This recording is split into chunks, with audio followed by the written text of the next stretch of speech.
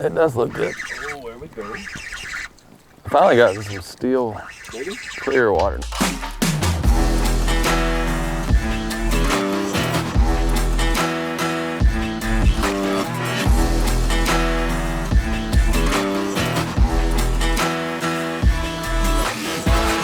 All right, we're gonna do something a little bit different today. Kind of for me, it's killing two birds with one stone. Mr. Boss Chad from Pradco, we wanted to film something. So this just looks like an ordinary box, but it's really not. There's some stuff in here that I don't know that we can show, but what this is kind of the lure development process. Starts with 3D print. Yeah. First, it starts with an idea. I'm gonna back up. First, it starts with a problem or a solution. You know, you're out there fishing, you think about something, then you have an idea, then it goes to 3D print, then he knows more about it than that, but prototypes, testing, more prototypes, and then final baits. So we have some final baits in here that we're gonna test today. Just make sure out of package that everything works good, you know, everything from split rings to hooks, make sure the hooks don't foul and all that kind of stuff. So hopefully we catch some fish. It's not all about catching fish because obviously we're testing baits sometimes, like, you know, we get a topwater in the wintertime, it's hard to test a topwater. But today, just a little bit of everything. We got a jerk bait that we're gonna kind of do the final check mark on.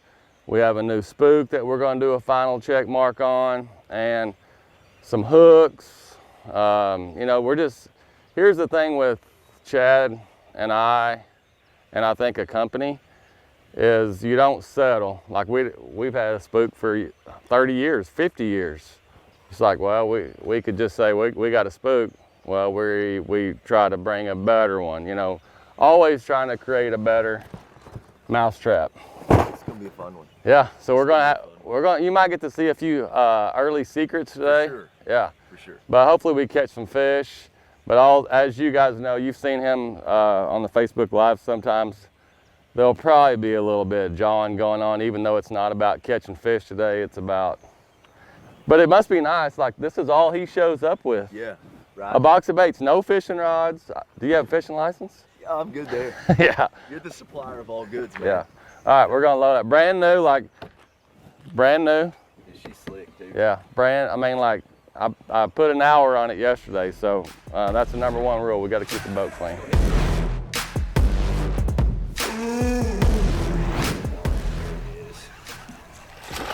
Oh, it's not bad. If I get her in, this will be the first fish of the day. And that's when the lipping's gonna start. I had to. No, she's swinging, man.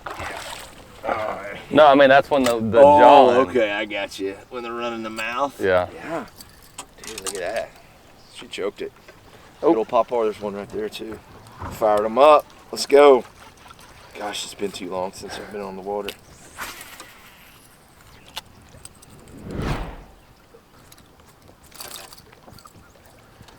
That other one was right in that mat.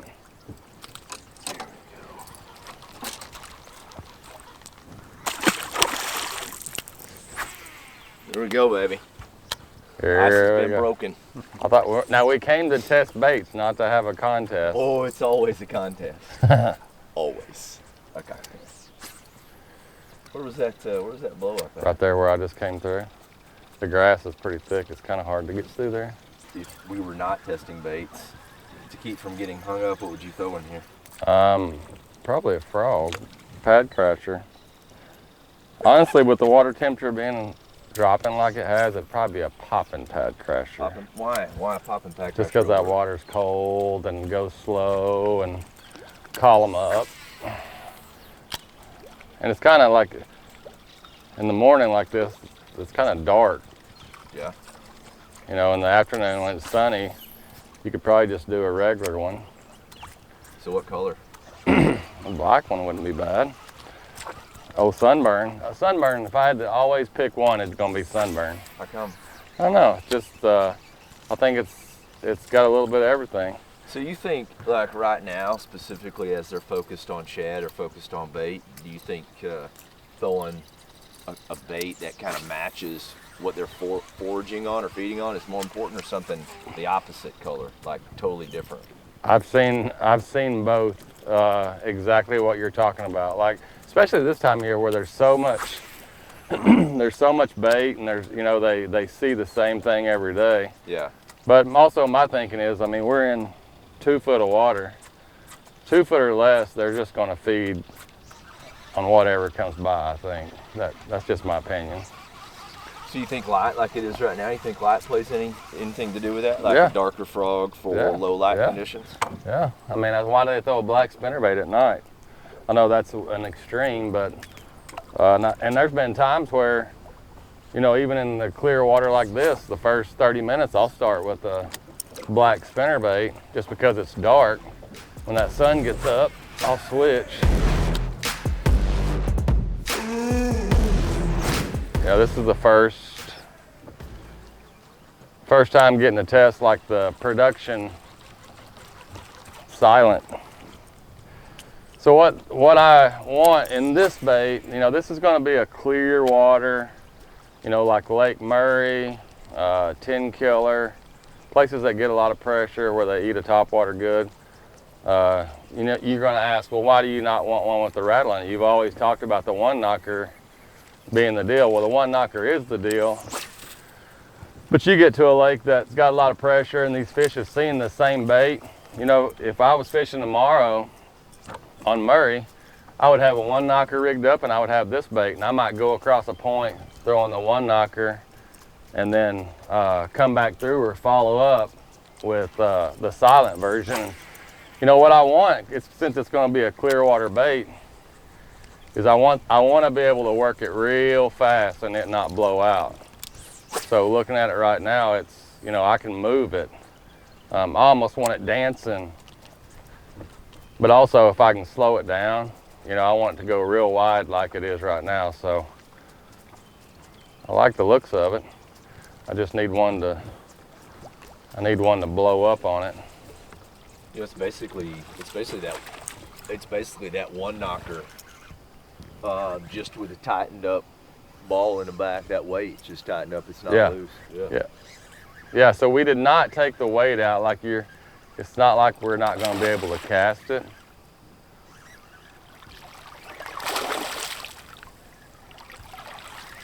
It's barely hooked. Skinny, dude. Yeah, real skinny. It's not like you're not going to be able to cast it. What it is, what he's talking about, is the weight's just locked up in it, so you're not getting that, you know, that loud rattle.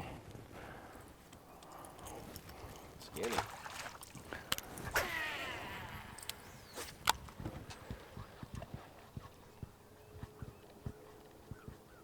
And see, I like a topwater like this that has kind of a darker back, because what happens is when you work it, that thing rolls and it just contrasts and it just makes like a flash. Get you some bites. So what do you think? So obviously fish will get accustomed to that minnow because we're already seeing it, you know, like I see it. Even in places that you wouldn't think that they would get accustomed to it, but they are. So what do you think the fishing's going to do there? What do you think they're going to do, and how are they going to transfer? Or It'll just be like, it'll kind of be like when, you know, the flash mob came out. You know, I can remember going fishing, and this is no joke, when the flash mob came out originally, you know, I felt like I needed to spend a lot of time fishing and learn it. And I remember going fishing, I counted one day, it was like 25 or 26 days, not in a row, but consecutive days of fishing, missing one day here or there. But there was one day that I did not catch over 20 pounds. And it just, on the same body of water? On the same body of water. And you could just see it you could see it starting to tail off even after, I could still catch them, but it was more work. I had to, you know, fish deeper, fish over brush. So you think you're relating that to pressure, like the Yeah. pressure you're putting on it, or just changing conditions? No, it wasn't me. It was a lot of guys out there, and Oh, okay. I think eventually, you know, with the minnow, it's always going to play. Yeah. It's going to be awesome like it was, you know, in the winter. But So here's the question: what's next? yeah, you Come tell me. I mean, No, you're throwing. what's next? For real, like what's next? You're Like, throwing where- them. So as those fish get pressured deeper, more and more and more, where do they go? Do they go deeper? Do they No, suspend off a structure somewhere or away from structure? I don't think Do they're they go gonna. shallow? I don't think they're gonna move. I just think they're gonna get wiser. I mean, we're catching the same fish now in the minnow that they caught 10 years ago on the flash mob. Yeah. It's just a different bait. I don't think they're gonna move a lot. I just think that they're gonna get, and you're still gonna be able to catch them. They're just gonna get smarter. So we got to figure out what the next bait is. Like what's the next? Dynamite. Is it smaller? Is it more finesse? I mean, than look. what we're currently running now. What's the two most popular baits right now? I mean, what's the two most popular techniques that if you get on social media, what's the two most popular things? It's from one extreme to the other. Oh, it's big glide bait. Yeah, glide bait. You go And from the a glide bait to a minnow, and I think that is what, you know, you get these fish that see a bunch of minnows, and all of a sudden here comes a big old shad.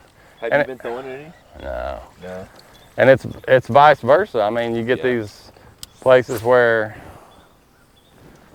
there's a lot of you know, glide bait fishing, and then these guys pull out a minnow and Smash them. yeah. I use this scenario, and it used to happen. So at my old house, we had a half-acre pond, and the kids wouldn't fish all winter. And they would go down there that, you know, the first nice day in spring, March, they'd be like, hey, we want to go fishing. I would tie them on a spinnerbait, you know, something, spinnerbait, a frog, something like that, and they'd go to that pond and they'd catch 25, 30 every time, just catch the heck out of them. The next day they'd walk down there with the same baits tied on, and they might catch one. So I would have to put them on like a wacky rig dinger or something like that. They'd go back and catch 15 or 20. The next day they'd take the dinger down there, wouldn't catch anything. So they always had to switch, and it's kind of the same thing on these lakes. You know, you're still going to catch some here and there, but to catch them consistently, you're going to have to show them something or do it in a different manner where they're not used to it.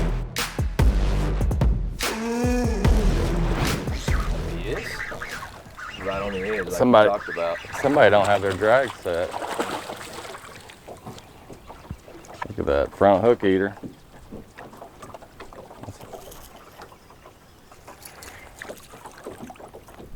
I had to do, so like the first pass, I want it to be quick, but you look at how dirty the water is. It's not dirty, it's just not clear. So I started doing more of like a try to make it get some sound. Finally got a bite. So does that slow the bait down too? Yeah. Yeah, a little bit. Yeah. You know, a lot of these baits that you have in the box and that we test are situational, which means, you know, they're made for certain conditions. This spook, we made it for clear water, pressured fish, and even though I've caught, you know, had a couple bites on it, it's just not the best. It's not the best conditions for this bait. It's best for that bait.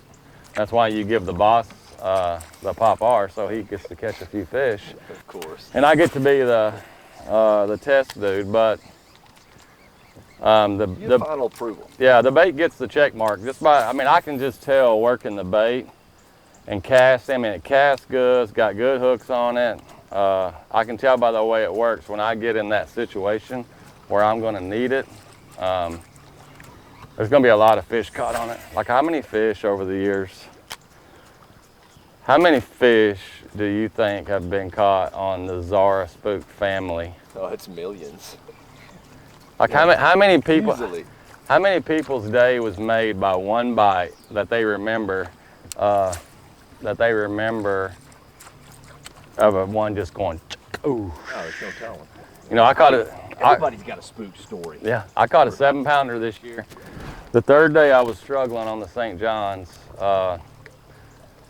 and I'd been trying to catch these fish other ways, and I pull out spook and ran over the top of the across the top of them and caught a 7-pounder, which put me into the last day, you know, which moved me up a bunch in the tournament. And I just remember how that fish bit. I mean, just like a, oh, it does look good. Oh, there we go. Finally got some steel clear water now. He freaking ate it though.